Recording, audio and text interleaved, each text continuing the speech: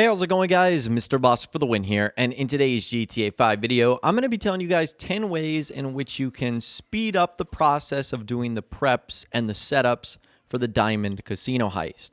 So whether you're doing the aggressive approach, the big con, or silent and stealthy, that's probably the most frustrating part of these heists themselves is there's a lot of setups, and sometimes they can be kind of tricky.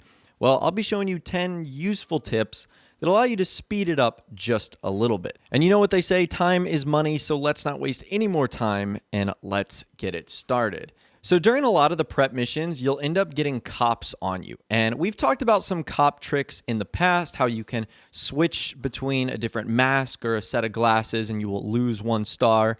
If you're not carrying an item, like for example, if you're just getting a vehicle out of Fort Zancudo, and you have like 4 or 5 stars on you, if you go in your Avenger, Terabyte, or MOC and hop right back out, you'll lose your stars instantly. Well, another way in which you can get rid of the stars is before you start the mission, call Martin Madrazo and have a job loaded up.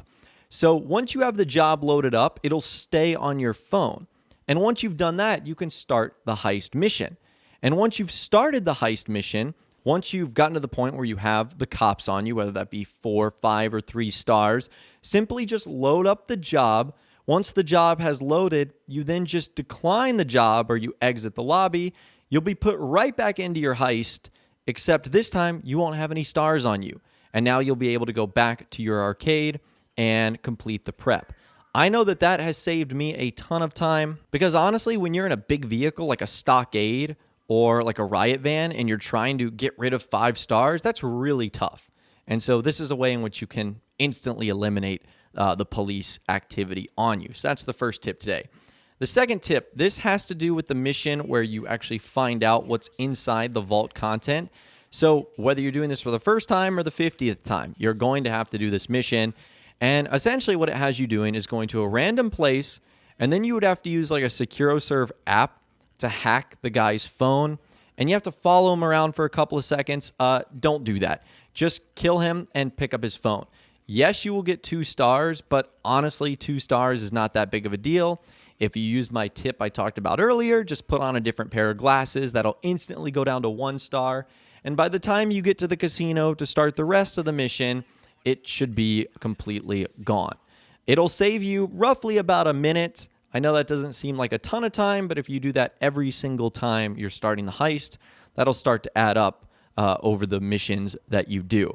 And really, that tip can be said for almost every other prep that wants you to do something silently or stealthily. You can go in with an aggressive approach. Sure, it will probably get you cops on you, but it will definitely save you a lot of time in the end.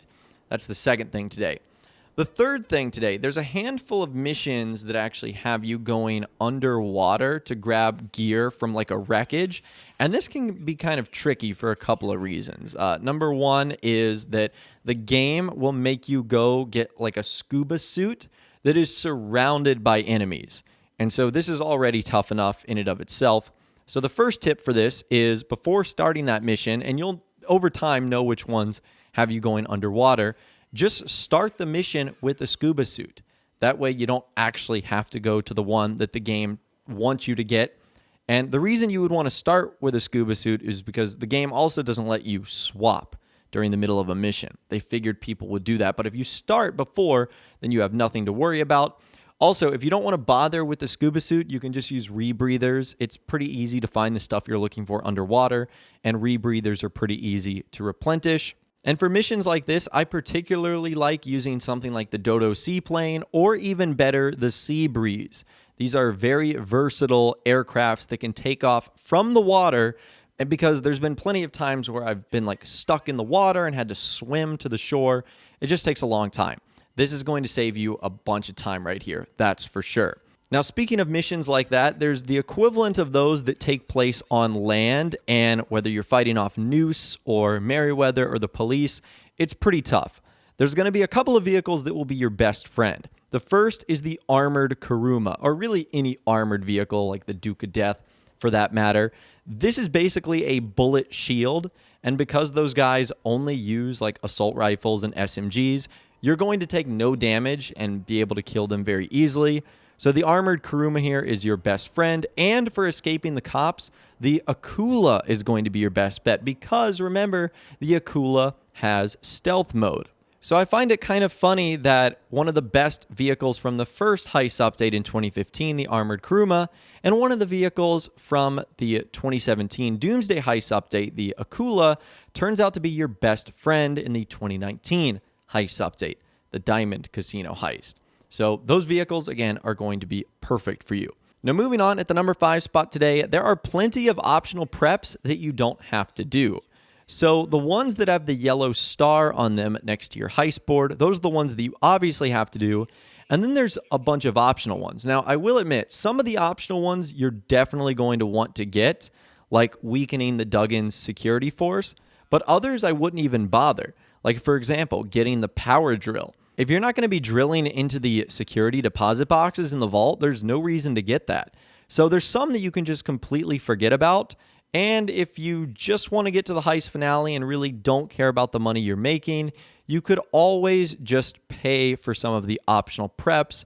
And that'll, of course, speed up your time by a significant amount as well. But for most of us that are concerned with the money aspect, that is definitely going to eat into your profits. So only do that if you're really looking forward to speeding things up and not worrying about your bottom line. The number 6 spot today, if you're collecting something like a weapons shipment and it's in a really slow vehicle like a stockade or let's say like a riot van, you can actually blow up the vehicle. And what will happen is you will get like duffel bags that will spawn. And you'll be able to grab them and then take them to your arcade in whatever vehicle you want. Now, I've only had this happen once, so I can't confirm if it works like every single time. I wouldn't want to give you guys bad advice and you like blow up a vehicle and it says you have to start over the heist. But I know for sure in some of the vehicles, especially the slow ones, if you blow them up, like the duffel bags will come out and you'll be able to, get on your Oppressor Mark II and scoot on towards your arcade much quicker. So that's something you can do to speed up the heist missions. Another thing you can do to speed up the heist missions, have a friend. So almost every single one of the required prep missions is recommended for 2 or more players. And that means you're going to be collecting, 2 sets of weapons, 2 sets of drills, 2 sets of getaway vehicles. And if you're trying to do that by yourself, it is going to be an absolute nightmare. So Rockstar kind of made it hard because the prep missions don't provide any pay. So you're going to have to recruit someone that wants to do it either out of the kindness of their heart or knows that you'll invite them to the heist finale, because doing it by yourself is a big pain in the butt. Now, do you guys remember in the Diamond Casino and Resort update this summer, Rockstar introduced those 54 hidden playing cards? Well, if you actually find all 54, you get the High Roller outfit. Well, it turns out that Rockstar will allow you to use that as an escape disguise or your exit strategy. And if you have the High Roller outfit unlocked, you will never have to source an exit outfit ever again, like Noose articles of clothing or Bugstar or Fire Department. You won't have to source any of that. You can always just use your High Roller outfit. And if you do that, that means that's a step that's required that you'll never have to do going forward. And that is incredibly convenient. The number 9 spot today, I know they're more expensive. Get an arcade in the city.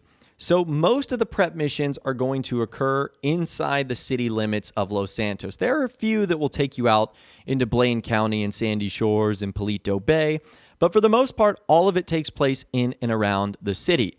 And the closer you are to your arcade, the shorter travel time you're going to have to and from locations. It's also closer to the Diamond Casino and Resort itself, meaning that in general, you're just going to be a lot closer to the action. So I would recommend getting an arcade in the city. Again, I know they're more expensive, but it's going to save you a lot of time in the long run. And last but not least, at the number 10 spot today, this one might be kind of obvious, but I've seen people doing this, and I'm like, what are you doing?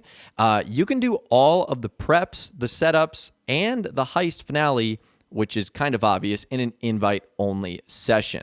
So this is just naturally going to save you a lot of time because you're not going to have to worry about other players interfering with your setups or your preps. You're also not going to have to worry about other things going on in the world that might end up slowing you down. So bottom line, do them in a private session like friends only or crew or invite only. It's just going to make things a whole lot easier.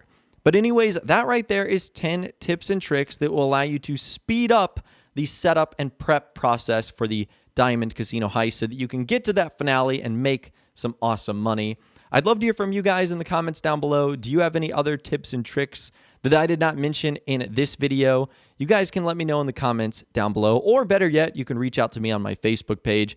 Honestly, I'm finding out that you guys are way smarter than me, and that's honestly where I get a lot of these tips from, kind of the personal experience that I've had in my heist missions, but also you guys writing me and saying like, hey, Mr. Boss, you know you can do this, this, and that, and it'll make things a lot easier. And I'm like, whoa, didn't even know that. So that's why I like sharing these tips with you guys. So again, you can let me know in the comments down below. If you guys did go on to enjoy this video, though, a like rating would, of course, be awesome.